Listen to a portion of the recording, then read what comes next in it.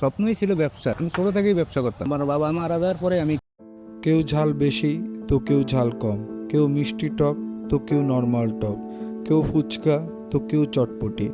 কিন্তু এই ফুচকা মামার জীবন সিনেমাটা আমরা কতজন জানি এই সিক্রেট টেস্টের আসল সিক্রেট? আসসালামু আলাইকুম কাকা। আসসালাম, ভালো আছেন? এই তো আলহামদুলিল্লাহ। আপনি ভালো আছেন? আলহামদুলিল্লাহ। আপনার নাম কি? আমার নাম মোহাম্মদ লোকমান। ফুচকা ব্যবসা করতেছেন কত বছর ধরে? এই 12 বছর রানিং। 12 বছর রানিং।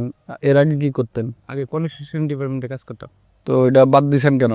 ওটা বাদ দিছি, আমার সাইডে হাড় ক্ষয় হয়েছে এবং ছেলের সামনের হাড়ের সমস্যা প্রবলেম দেখা দিছে, এই জন্য। ও আচ্ছা, এই কাজটা আমরা শিখলাম।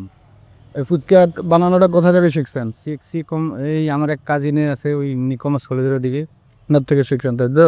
ওনার দোকানে ওনার সাথে দোকান করতাম, তারপরে তারপরে তো শিখার শেষ নেই। এবারে এগুলো জানতাম না, অনেক কিছু জানতাম ওগুলা পরে আবার অ্যাড করছি, মানে নিজে অ্যাড করে নিজে একটু মোবাইলটা।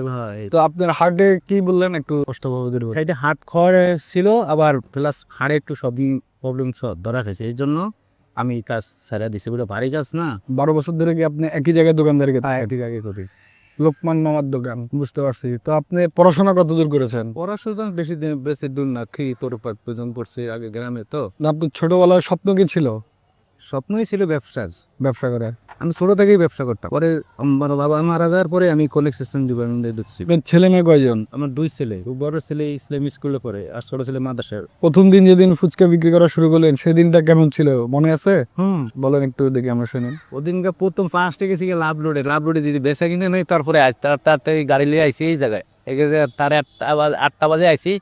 চিনি না বা জানি না, যেমন দোকানপাট রোডটা ন্যাচ ছিল, পোর্শনে ছিল না, আর নর্মাল ছিল। তারপরে এই সময় দাঁড়ায় বেচছে। এই মনে করেন চিন্তা করছি কি হইবে না হইবে, মানে মনে একটা খুঁতখুত চলে গেছিল। পরে ওই বাড়িওয়ালার সাথে লোক কথা বললা, পরে ওই জায়গায় এই জায়গায় বসার পরে এবারে এটা হেরে দে বাড়ি তার দশ বাড়ি তেরে।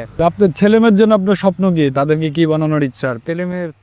ছেলেদের স্বপ্নে একটাই, আমার ছেলেরা চাকরি বাকরি করবো। আমাদের ফ্যামিলিগত সবাই মোটামুটি সবাই চাকরি বাকরি করে, কিন্তু আমি পড়ালেখা করিনি, দিয়ে আমার চাকরি করিনি, এই সমস্যা। যেন আমার ছেলেদের স্বপ্ন আছে, আমার স্বপ্ন হলে ছেলেরা চাকরি বাকরি করুক, লেখাপড়া শিখে বড় কিছু হোক, এটাই আপনার এখন বড় স্বপ্ন? আমার বড় স্বপ্ন। আমি কোনো পয়সা জমানোর হিসাব নেই। তো আপনার সব থেকে কষ্টের দিন ছিল কোনটা, এর মনে আছে আপনার? কষ্টের দিন তো সবচেয়ে বড় কষ্টের দিন ছিল বাবা যেদিন মারা যায় দুনিয়াচ্ছেন, এদিনই। আর সব থেকে সুখের দিন? সবচেয়ে সুখের দিন তো মনে করেন ছোটবেলার এই সবচেয়ে সুখের দিন। এখন আমার সবচেয়ে সুখের দিন আমার ছেলে যখন হয়েছে বড়, তখন আমার বাবা।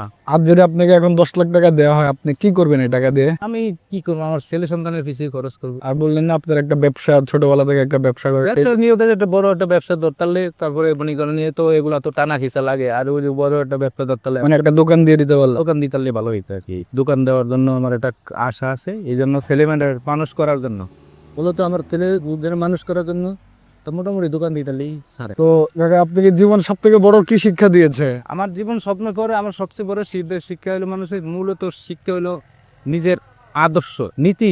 সবচেয়ে বড় মানুষের শিক্ষা হলো নীতি নীতি চেঞ্জ করলে মানুষের পিছু হয় না। আমি আগে আমার ছোটবেলা থেকে যেরকম দেখি, এখন আমার কোনো একইভাবে চলতে আছে। আমি কোথাও আল্লাহ রহমত, আল্লাহ উপর আল্লাহ আমার মুরব্বী, আমার দোয়ায় আমি অনেক অর্থ আটকে নিই, অসুস্থ, তারপরও আল্লাহ রহমত আল্লাহ একভাবে চালিয়ে নেয়। এখন যারা ভিডিওটা দেখতেছে আপনি তাদের উদ্দেশ্যে কি বলতে চান? আমার উদ্দেশ্য একটাই, মানুষ সবচেয়ে বড় মূলত সততা।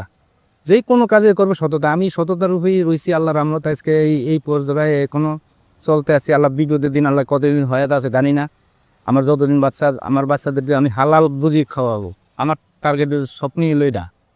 আমার বাচ্চাদের অসৎ পথেও খাওয়াবো না, অসৎ পয়সা খাওয়াবো না, অসৎ পথের কাজও দিব না।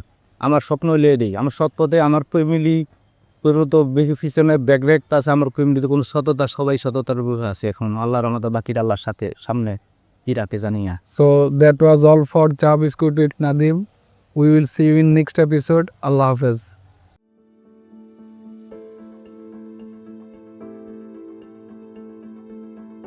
এক প্লেট ফুচকা আমাদের কাছে হয়তো শুধু টক ঝাল স্বাদ, কিন্তু এই ফুচকার পেছনে আছে একজন মানুষের পরিশ্রম এবং পরিবারের প্রতি দায়িত্ব। আমরা শুধু খাবারটা দেখি, মানুষটার গল্প দেখি না।